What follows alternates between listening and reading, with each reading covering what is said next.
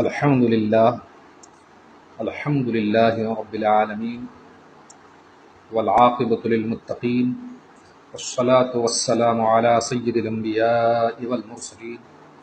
وعلی آلہ واصحابہ اجمعین برحمتک یا ارحم الراحمین۔ قال اللہ تبارک وتعالی فی شان حبیبہ الکریم ان اللہ وملائکتہ یصلون علی النبی یا ایہا الذین آمنوا صلوا علیہ وسلموا تسلیما۔ اللہم صل علی سیدنا شفیعنا و مولانا محمد وعلی آل سیدنا شفیعنا و مولانا محمد بارک وسلم۔ صلاۃ و سلام علیک یا رسول اللہ، صلاۃ و سلام علیک یا حبیب اللہ صلی اللہ تعالی علیہ وسلم۔ ترمذی ضیائی نیٹ ورک کے جملہ شرکاء اور اس وقت مجھے سماعت کرنے والے تمام برادران اہل سنت کی خدمت میں ہدیہ سلام، السلام علیکم ورحمۃ اللہ تعالی وبرکاتہ۔ اللہ عز و جل کی بارگاہ میں دعا ہے کہ مولا تعالی آپ سب کو اپنے حفظ و امان میں رکھے اور رب تبارک و تعالی اپنے نیک بندوں کے صدقۃ و فعل پوری دنیا کے مسلمانوں پر اپنا خصوصی فضل نازل فرمائے اور سب کو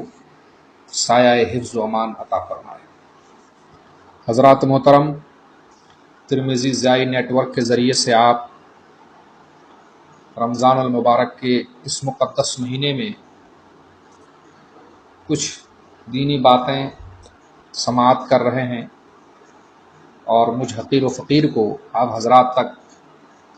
چند باتیں پہنچانے کی سعادت حاصل ہو رہی ہے۔ دعا فرمائیں کہ مولا عز و جل ہم سب کو حق بولنے، حق سننے اور اس پر عمل کرنے کی توفیق عطا فرمائے اور اس کی راہ میں ہم سب کو مل جل کر نیک کوششیں کرنے کی توفیق عطا فرمائے اور اپنے حبیب کے صدقۃ فعل اسے اپنی بارگاہ میں شرف قبولیت عطا فرمائے۔ آپ سب جانتے ہیں کہ گفتگو کا یہ سلسلہ جو 11 رمضان المبارک سے جاری ہے، روزانہ ٹھیک 2 بجے دن لگ بھگ 40 یا 50 منٹ کی گفتگو، جس کو 2 حصوں میں بانٹا جاتا ہے۔ اس کا ایک حصہ قطب الاولیاء حضرت سیدنا امیر محمد ترمذی کالپوی رضی اللہ تعالی عنہ کے اجداد گرامی اور آپ کے احوال و کوائف پر مشتمل ہوتی ہے، اور اس دوسری گفتگو، دوسرا حصہ جو ہے وہ اعلان کردہ جو موضوع ہوتا ہے اس موضوع سے متعلق ہوتا ہے۔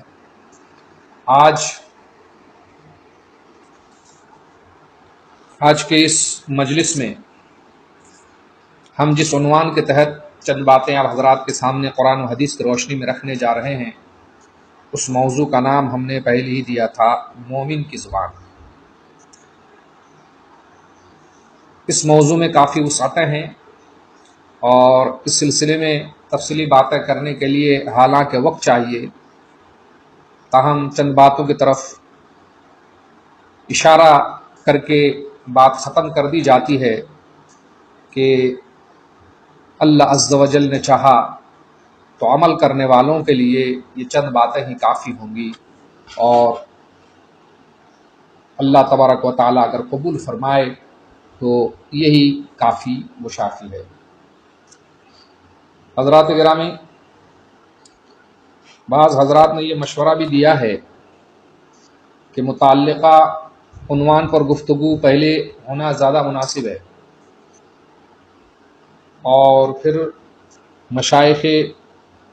کالپی شریف ان بزرگوں کے تعلق سے جو باتیں ہو رہی ہے اس کو دوسرے حصے میں رکھنا مناسب ہے۔ چند حضرات نے اس سلسلے میں ہم سے رابطہ کیا اور حوصلہ افزائی کی، لیکن انہوں نے یہ مشورہ بھی دیا۔ میں سمجھتا ہوں ان کے اس مشورے کی بھی لاج رکھنی چاہیے اور ان کو شرمندہ نہیں کرنا چاہیے۔ ذکر خواہ پہلے ہو یا بعد میں، جو ہمارا وعدہ ہے اس کے مطابق انشاءاللہ عز و جل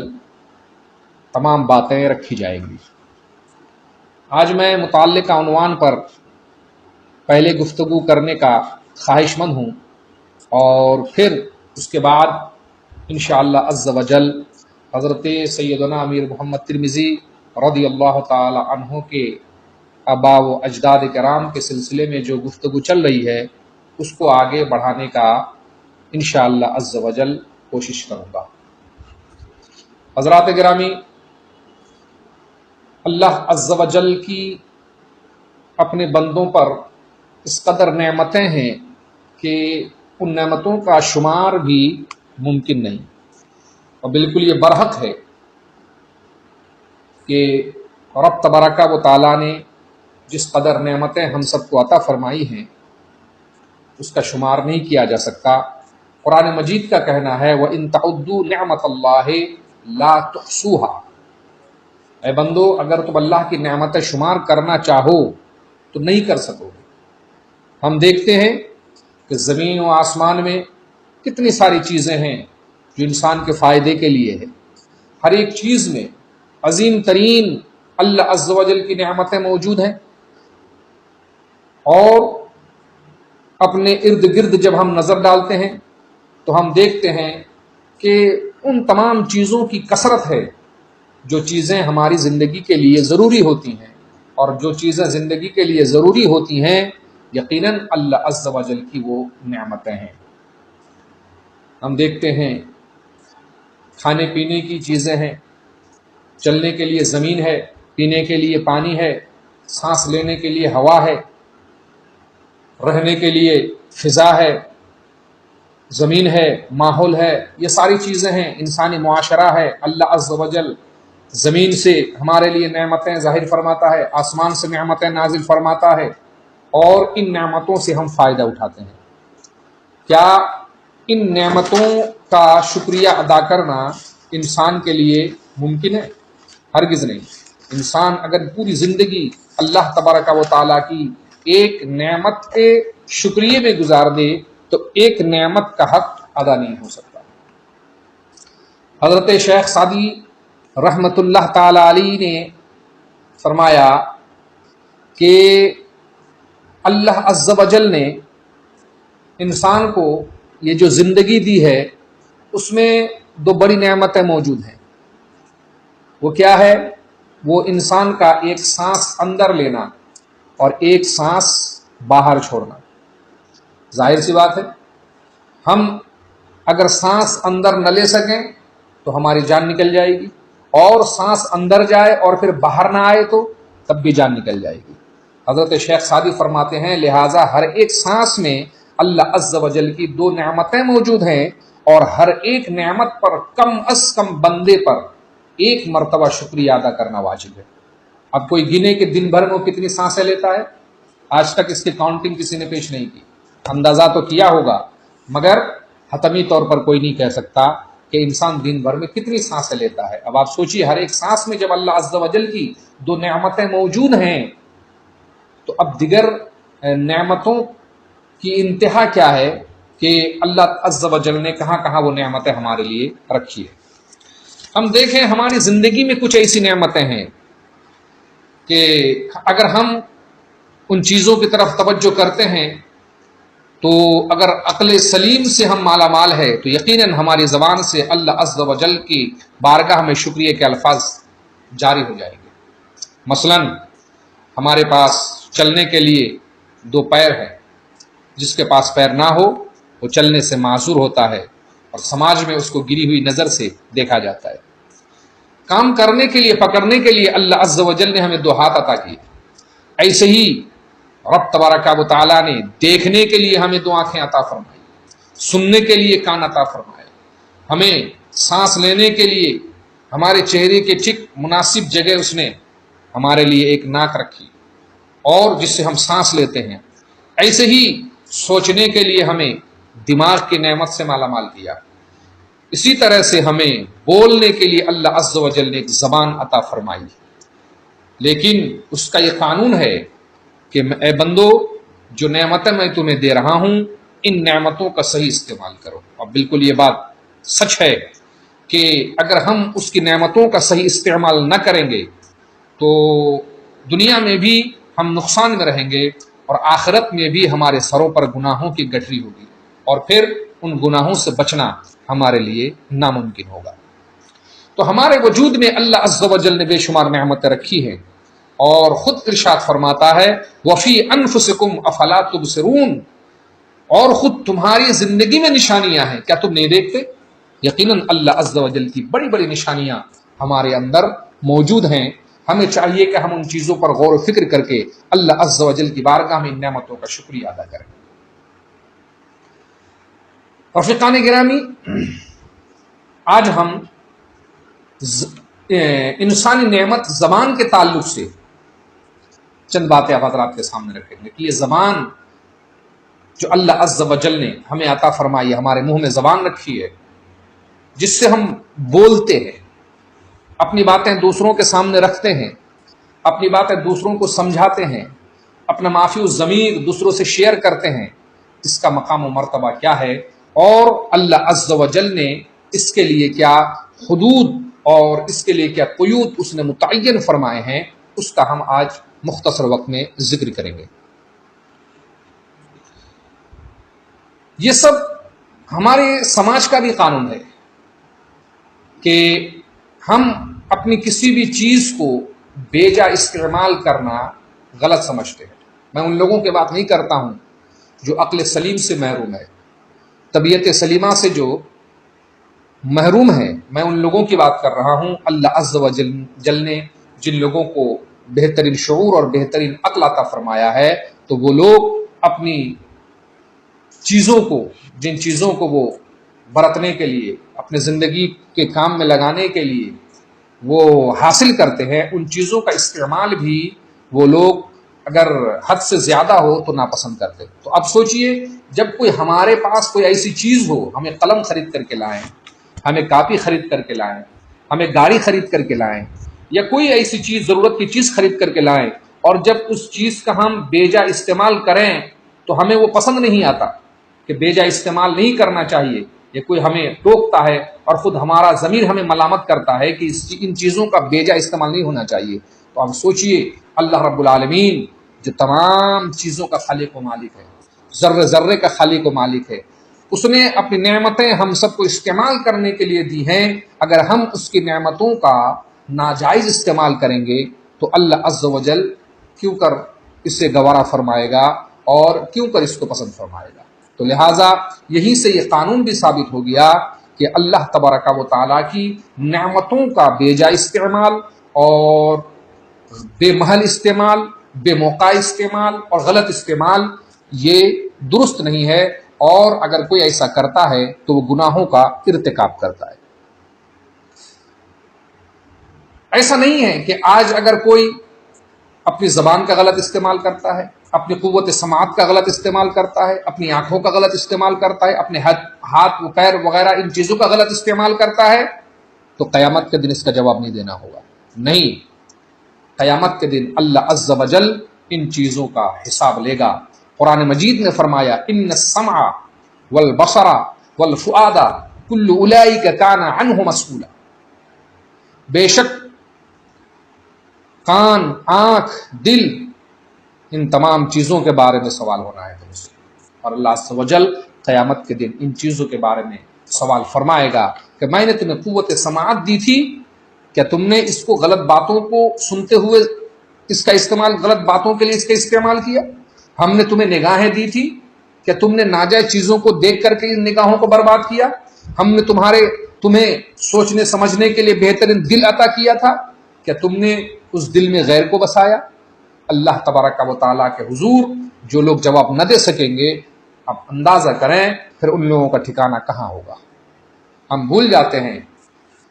کہ اللہ تبارک و تعالیٰ نے ان تمام چیزوں کو ہمیں بطور امانت عطا فرمائی ہے، اور امانت میں خیانت کرنا ناجائز ہے. ہم ان باتوں کو بھلا کر کے ہم بالکل منہمک ہو جاتے ہیں، حالانکہ ایسا نہیں ہے دوستو،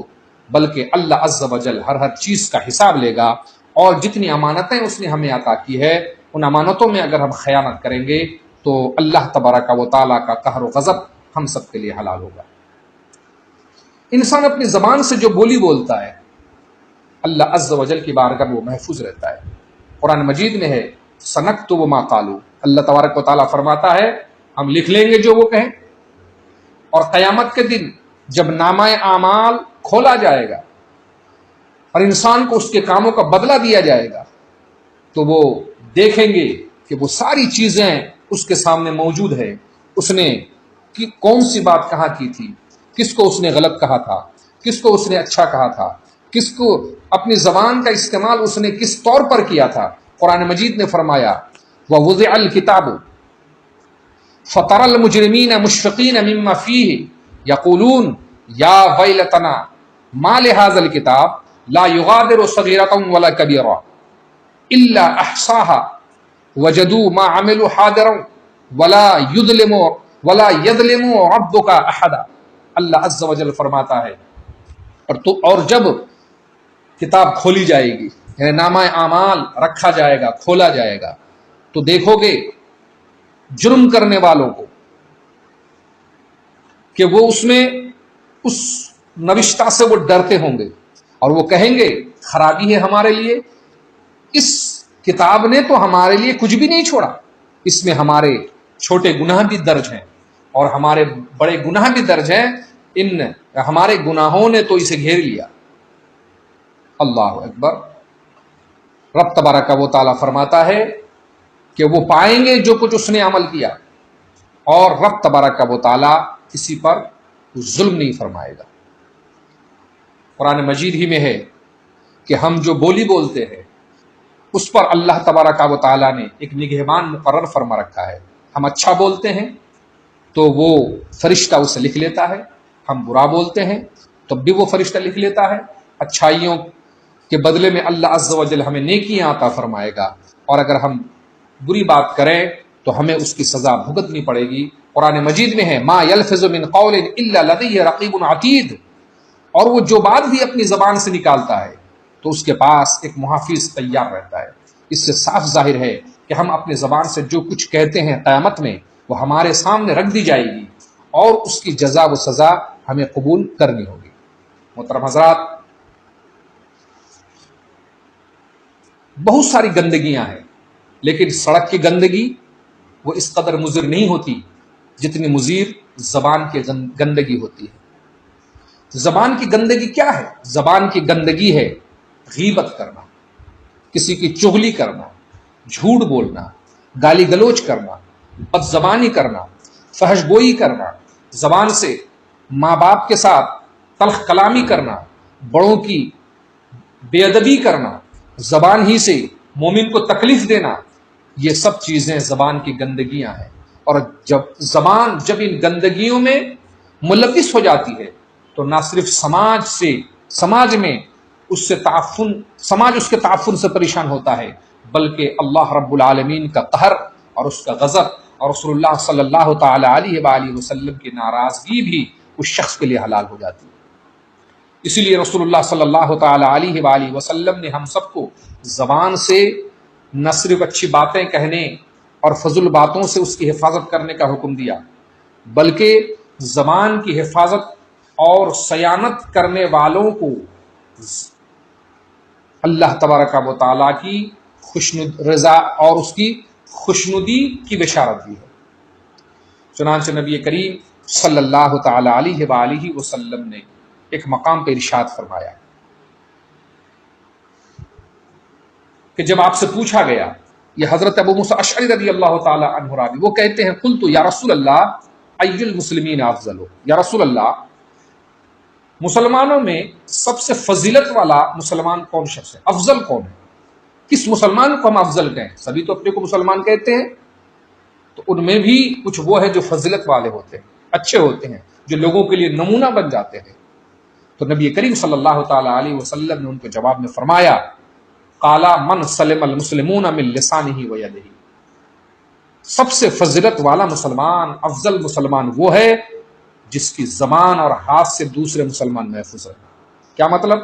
زبان سے محفوظ رہنا مطلب یہ ہے کہ وہ مسلمان جو اپنی زبان سے اپنے بھائی کی غیبت نہیں کرتا، اپنے بھائی کی چغلی نہیں کرتا، اپنے بھائی کے خلاف جھوٹ نہیں بولتا، اس کو مصیبت میں ڈالنے کا کوئی پلان نہیں بناتا، دوسرے کے سامنے جا کر کے اس کی باتوں کی لگائی بجھائی نہیں کرتا، دوسرے کو گالیاں نہیں دیتا، اپنے زبان سے دوسروں کو تکلیف نہیں پہنچاتا،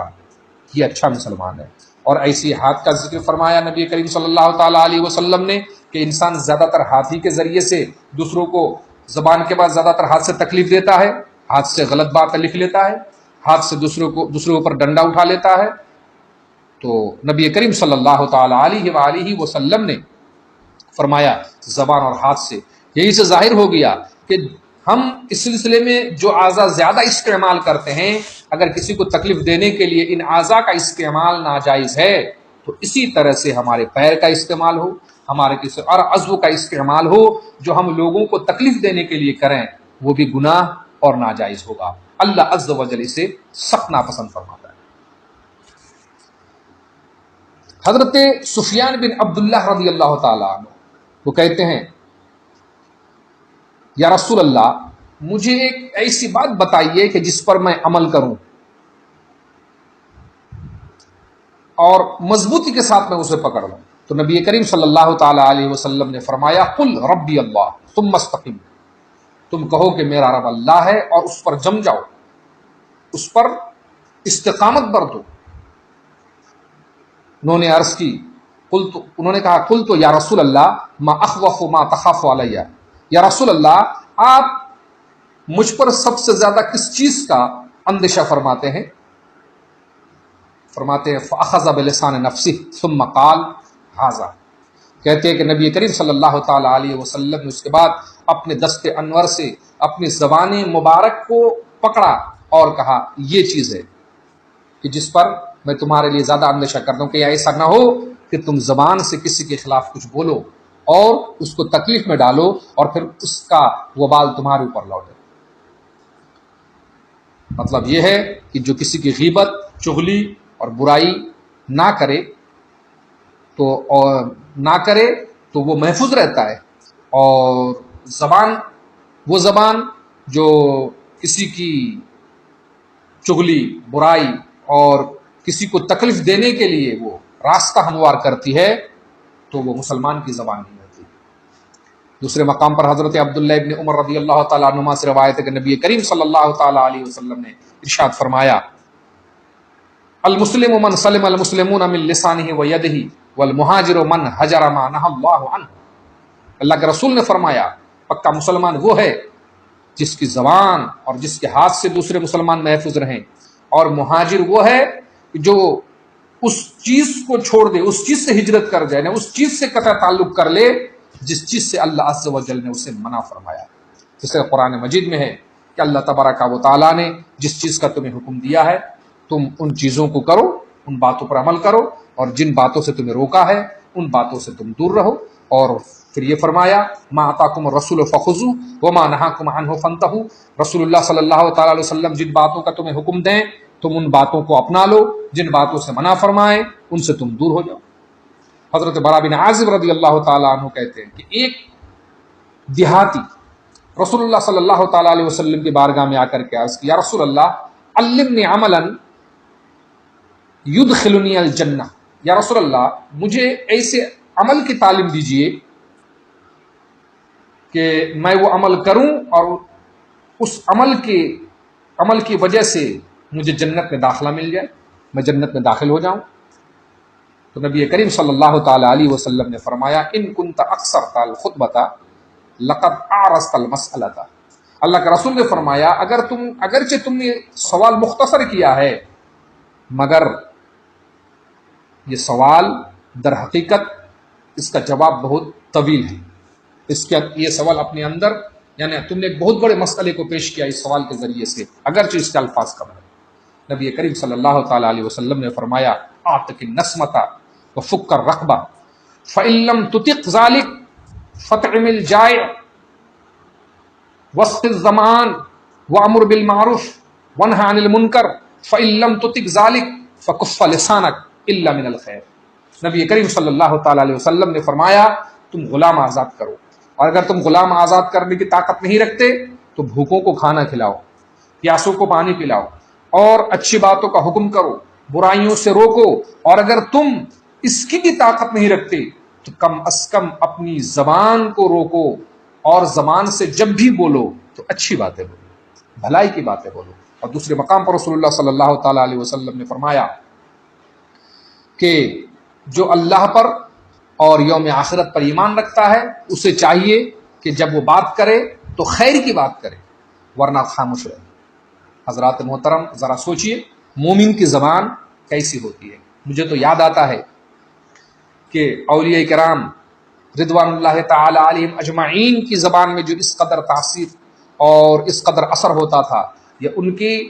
صدق زبانی کا ہی نتیجہ تھا۔ جب انہوں نے اللہ و رسول کی رضا کے علاوہ زبان کو دوسرے کام کے لیے استعمال ہی نہیں کیا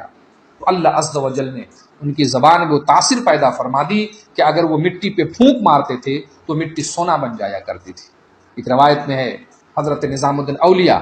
رضی اللہ تعالی عنہ کے متعلق بیان کیا جاتا ہے کہ ان کے کسی مرید نے ان سے اپنی تنگ دستی کی شکایت کی تو حضرت نظام الدین اولیاء رحمت اللہ تعالی علیہ نے ان سے مٹی کا ایک ڈھیلا منگوایا اور آپ نے اس پر سورہ اخلاص پڑھ کر کے پھونک مارا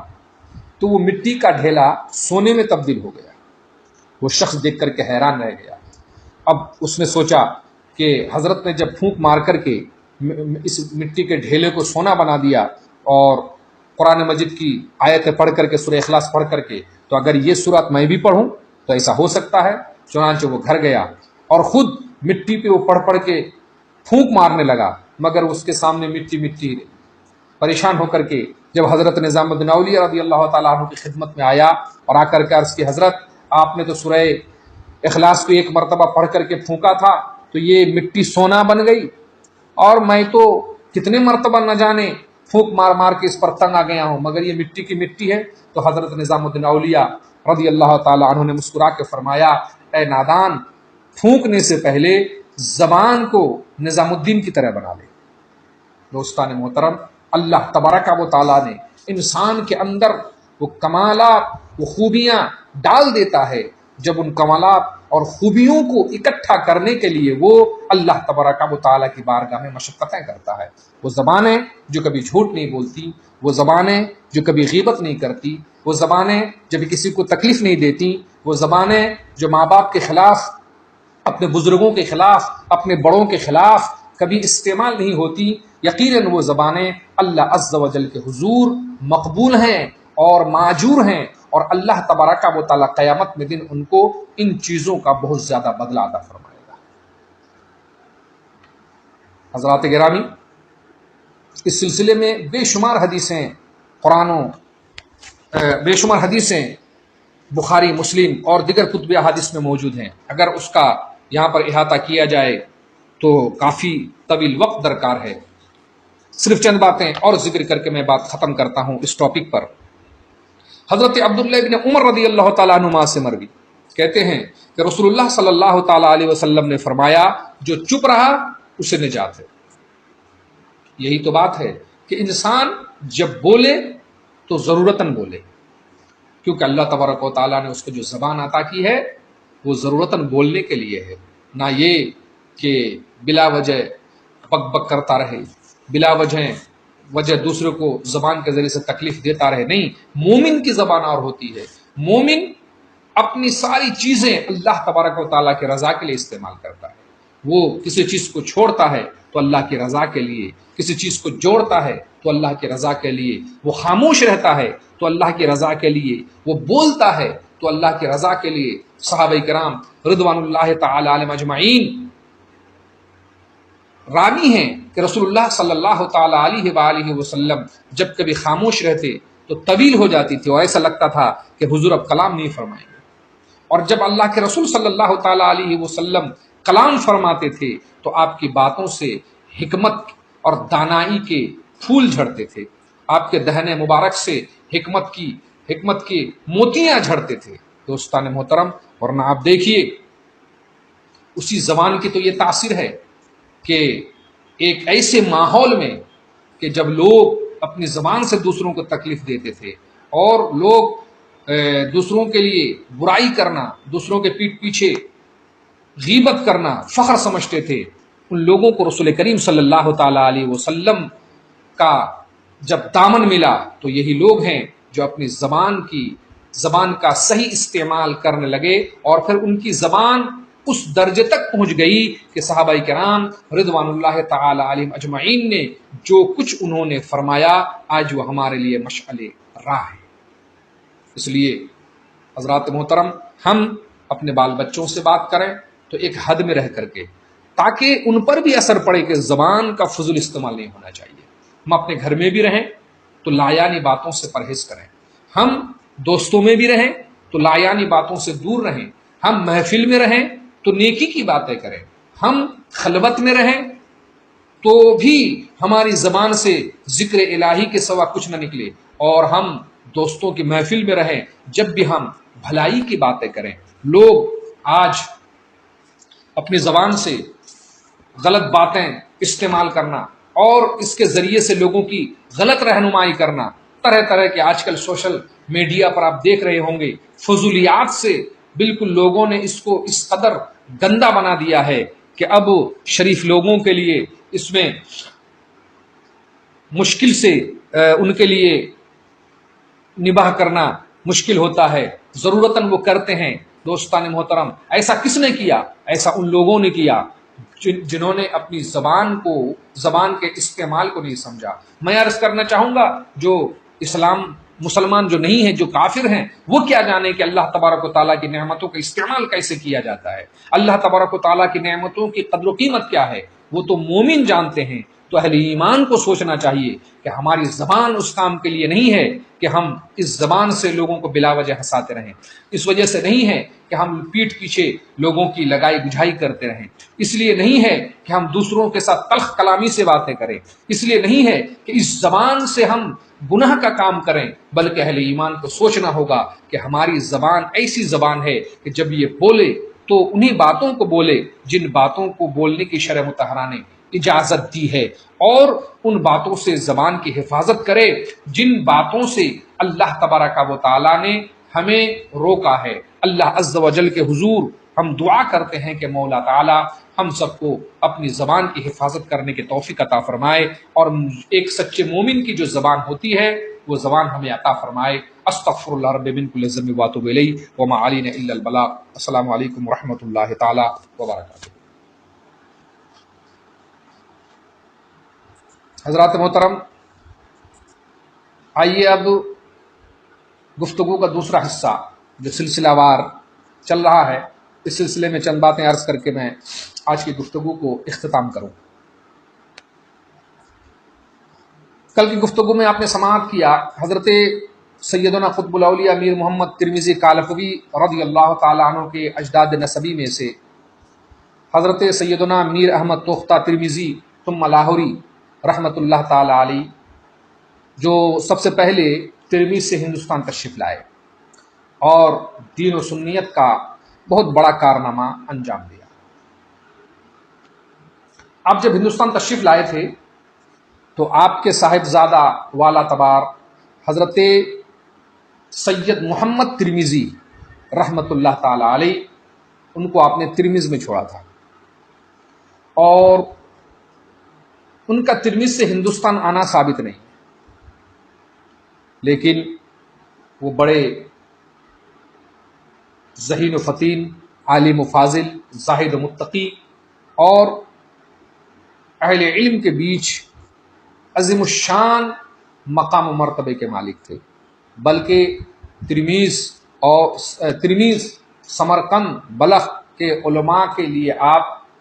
مرجع کی حیثیت رکھتے تھے۔ آپ نے اپنے والد ماجد کی شاندار جانشینی فرمائی، اور ان بلاد و امصار میں آپ نے گھوم پھر کر کے دین کے تبلیغ و اشاعت کا کارنامہ انجام دیا۔ حضرت سید محمد ترمذی بن سید احمد توختہ ترمذی، آپ ترمذ ہی میں رہے اور ترمذی میں آپ کا وصال ہوا، آپ کا ہندوستان آنا ثابت نہیں ہے۔ آپ کے بیٹے حضرت میر سید محمد عمر رضی اللہ تعالی عنہ، وہ بھی باپ کی طرح فضل و کمال میں یکتا روزگار تھے، علوم عقلیہ و نقلیہ کے ماہر اور اصول جہاں سے خوب اچھی طرح سے واقف تھے۔ آپ اپنے وقت میں سمرقند کے قاضی مقرر ہوئے تھے اور حکومت کے بیت المال کا ناظم اعلیٰ بھی آپ تھے، اور اسی وجہ سے آپ کو ناظم سمرقند بھی کہا جاتا ہے، یعنی ناظم سمرقند آپ کا لقب واقع ہوا تھا۔ آپ کے بارے میں ہے کہ آپ نے ترمیز کو چھوڑ کر کے سمرقند میں دائمی سکونت اختیار فرمائی تھی، اور آپ کی مزار پرانوار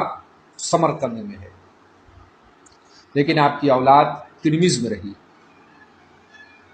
آپ کے فرزند گرامی حضرت سید ابو بکر ترمذی رضی اللہ تعالی عنہ، جو بڑے عالم، فاضل، زاہد، متقی اور بہادر تھے، اتباع شریعت میں اس وقت آپ کا کوئی ثانی نہیں تھا، اور کشف و کرامات میں اب بہت زیادہ ید طلا رکھتے تھے۔ آپ نے تبلیغ دین و اصلاح میں بڑی زبردست کوششیں انجام دی، جہاد بالسیف میں بھی آپ نے حصہ لیا، اور اپنے اجدادی کی طرح آپ مرجع علماء و حکام تھے۔ سخاوت و غربا پروری، مسلمانوں کی خیرخواہی آپ کا محبوب ترین مشغلہ تھا۔ آپ بھی ترمیز میں رہے، اور ترمیز میں آپ کی وفات ہوئی، اور آپ کا مزار پرانوار بھی ترمیز میں واقع ہے۔ حضرت سید ابو بکر ترمذی کے صاحبزادے کا نام سید حمزہ ترمذی۔ حضرت سید حمزہ ترمذی بڑے علو مرتبت اور بڑی عظیم الشان شخصیت کے مالک تھے۔ کہا جاتا ہے کہ آپ سلطنت سامانیہ کے امیر الامراء تھے، اور اس توسط سے آپ نے خلق خدا کی رہبری، ہدایت اور رہنمائی کا فریضہ انجام دیا۔ حضرت سید حمزہ ترمذی رضی اللہ تعالی عنہ کے صاحبزادے کا نام سید احمد زاہد ترمذی ہے۔ حضرت سید حمزہ ترمذی آپ کے صاحبزادوں میں چند بزرگوں کا نام پایا جاتا ہے، جن میں سے حضرت سید سلیمان ترمذی، جو بعد میں بلخ کے حاکم بھی رہے، اور حضرت سید قاسم ترمذی، جو بخارا کے قاضی کے عہدے پر فائز رہے، اور سید عباس ترمذی، اور سید احمد زاہد ترمذی رضوان اللہ تعالی علیہم اجمعین۔ اب خاندان ترمذی کے یہ سادات کرام حضرت سید احمد تختہ ترمذی کے بعد آپ کے صاحبزادے سے لے کر کے آپ کے پر پوتے حضرت سید حمزہ زاہد حمزہ ترمذی رضی اللہ تعالی عنہم تک یہ سب لوگ ترمیز میں رہے، اور اس کے قرب و جوار کے علاقوں میں ان لوگوں نے دینی معاملے میں زبردست خدمات انجام دی، خلق خدا کی رہنمائی اور ہدایت کا فریضہ انجام دیا، اور اس گھرانے کی جو پرانی تہذیب اور پرانی ریت ہے اس کو آگے بڑھایا۔ اس کے بعد حضرت سید احمد تختہ ترمذی کے بعد دوسرے بزرگ جو ہندوستان کی طرف تشریف لاتے ہیں وہ آپ کے پرپوتے حضرت سید احمد زاہد ترمذی بن سید حمزہ ترمذی رضی اللہ تعالیٰ عنہ ہے۔ یعنی حضرت سید احمد تختہ ترمذی رضی اللہ تعالیٰ عنہ کے بعد آپ کے صاحبزادے، پھر ان کے صاحبزادے، یعنی 4 پشت تک یہ بزرگ ترمیز میں مقیم رہے، اور اس کے بعد حضرت سید احمد زاہد ترمذی رضی اللہ تعالیٰ عنہ وہ پھر ترمیز سے عازم ہندوستان ہوئے۔ حضرت سید احمد زاہد ترمذی آپ کے فضائل و مناقب بہت زیادہ ہیں، اور آپ کا تذکرہ کتابوں میں بعض بزرگوں نے تفصیل کے ساتھ ذکر کیا ہے۔ آپ ہندوستان کیوں تشریف لائے، اس سلسلے میں بھی روایتیں قدر مختلف ہیں، مگر ایک قدر مشترک ہے کہ آپ ہندوستان اس غرض سے تشریف لائے کہ یہاں پر اپنے جد کریم حضرت سید احمد تختہ ترمذی رضی اللہ تعالی عنہ کا جو مشن تھا اس کو آگے بڑھایا جائے۔ آپ سلطان غزنو، سلطان سبکتگین جو سلطان محمود غزنوی کے والد ہیں، ان کے زمانے میں آپ سلطنت غزنوی میں بڑا اونچا مقام رکھتے تھے۔ کہا جاتا ہے کہ آپ اس دیار میں علم و فضل اور زہد و تقوی میں بہت زیادہ مشہور و معروف تھے۔ سلطان سبکتگین جو علماء نواز تھا اور درویشوں کا عقیدت مند تھا اور محب سادات اور محب آل رسول تھا، اس نے حضرت سید احمد ظاہر ترمذی رضی اللہ تعالی عنہ کو اپنے دربار میں آنے کی گزارش کی۔ ان کے گزارش پر حضرت سید احمد ظاہر قدس سرہ غزنو تشریف لائے، تو وہاں پر سلطان سبکتگین نے آپ کی خاندانی نجابت، آپ کا علم، آپ کا تقوی، آپ کی شخصیت کو دیکھ کر کے اس قدر متاثر ہوا کہ انہوں نے اپنی صاحب زادی کو آپ کے نکاح میں دیا۔ یعنی آپ سلطان سبکتگین کے داماد اور سلطان محمود غزنوی کے بہنوئی تھے، حضرت سید احمد ظاہر ترمذی رضی اللہ تعالیٰ عنہ۔ اور اس کے بعد پھر سلطان سبکتگین نے آپ کو حکومت کے بہت بڑے عہدے پر بھی فائز کیا اور سالار لشکر کا عہدہ یہ آپ کو تفویض ہوا۔ چنانچہ ان کے سرپرستی میں بہت سارے ممالک کو انہوں نے فتح کیا، بہت سارے علاقے کو انہوں نے فتح کیا اور اسلامی حدود کو بڑھاوا دیا۔ سلطان سبکتگین جب تک بقید حیات رہا، حضرت سید احمد ظاہر ترمذی رضی اللہ تعالی عنہ اس دربار میں بڑے عالی پوزیشن پر، عالی عہدے پر فائز رہے اور سلطان کی شفقت و محبت آپ کے اوپر بہت زیادہ رہی۔ کہتے ہیں کہ سلطان سبکتگین کا جب انتقال ہو گیا اور اس کے بعد اس کا بیٹا محمود غزنوی رحمۃ اللہ علیہ یہ تخت نشین ہوا اور دشمنوں کا سامنا ہوا، مخالفین کا، تو یہ دوسرے معاملات میں الجھ گئے اور مشغول ہو گئے سلطنت کے حدود کی حفاظت میں۔ اس درمیان وہ اپنے بہنوئی حضرت سید سلطان سالار لشکر سید احمد ظاہر ترمذی رضی اللہ تعالیٰ عنہ کی طرف سے غافل ہو گئے۔ اب غیرت مند تھے، تو آپ نے محمود غزنوی کو دوبارہ یہ نہیں کہا کہ آپ میرے لیے وظیفہ جاری کریں یا مجھ کو میرا عہدہ لوٹائیں یا وغیرہ وغیرہ، ایسی آپ نے کوئی گزارش نہیں کی، بلکہ آپ وہاں سے غزنوں سے اپنے اہل و عیال کے ساتھ ترمذ تشریف لے آئے، اور ترمذ کے بعد پھر آپ کو روحانی طور پر حکم ہوا ہندوستان آنے کا۔ تو کہتے ہیں کہ پھر آپ وہاں سے غزنوں آئے اور غزنوں سے وہاں پر آپ ابھی تک آپ کے اہل و عیال اور آپ کے خاندان کے کچھ لوگ آپ کے خدم و حشم وہاں رہتے تھے، تقریباً 2 یا 2.5 ہزار افراد کو لے کر کے آپ لاہور کی طرف کوچ فرما گئے اور غزنوں چھوڑ کر کے آپ ہندوستان تشریف لے آئے۔ اس غیر منقسم ہندوستان کا اس وقت ایک بڑا صوبہ تھا پنجاب، اور اس کا ایک بڑا قصبہ تھا لاہور، جہاں پر حضرت سید احمد تختہ ترمذی رضی اللہ تعالیٰ عنہ کا آستانہ ہے۔ آپ جد کریم کے آستانے پر تشریف لائے۔ جد کریم کے آستانے پر تشریف لانے کے بعد آپ نے وہاں مراقبہ فرمایا، تو آپ کو عالم کشف میں یہ حکم ہوا کہ اب تمہیں یہاں پر دین کا کام انجام دینا ہے، تم یہاں سے آگے بڑھو۔ لاہور کے اطراف میں ایک قصبہ ہے جس کا نام سوانا ہے، وہاں کا راجہ مشرک ہے، وہ اہل ایمان کو بہت زیادہ تنگ کرتا ہے، اسے پریشان کرتا ہے، تو تم جاؤ پہلے اسے اسلام کی دعوت دینا، وہ قبول کرتا ہے تو ٹھیک ہے، اگر قبول نہیں کرتا ہے تو تم تمہاری اس کے ساتھ جنگ ہوگی، اور اس جنگ میں انشاءاللہ عز و جل تمہیں فتح حاصل ہوگی۔ اس کے بعد جب جد کریم کے آستانے سے روحانی طور پر یہ اشارہ ہوا تو آپ نے اپنے لشکروں کو لے کر کے سوانا کی طرف روانگی ڈالی، اور وہاں پر جا کر کے وہاں کے راجا کو آپ نے اسلام کی تبلیغ فرمائی۔ اس نے انکار کیا اور آگ بگولا ہوا، اور آپ کو اپنے